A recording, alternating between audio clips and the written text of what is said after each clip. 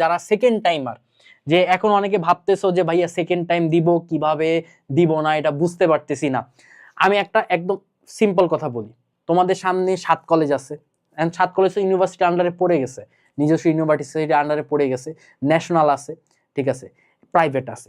এখন মোটামুটি যারা একটু ফিনান্সিয়াল ভাবে একটু হেলদি আছে তারা প্রাইভেটের দিকে ঝুঁকে যাচ্ছ, কিন্তু যাদের মনে করো যে ফিনান্সিয়াল ভাবে অতটা বেশি মানে সুইটেবল অবস্থায় নাই, তারা আমি বলবো যে 7 কলেজ বা হচ্ছে ন্যাশনাল ইউনিভার্সিটি গুলো যারা আছে এখানে তুমি ট্রাই করো, এখানে ভালো মতো ট্রাই করে যে কোনো স্পেসিফিক একটা সাবজেক্ট তুমি গ্র্যাব করো।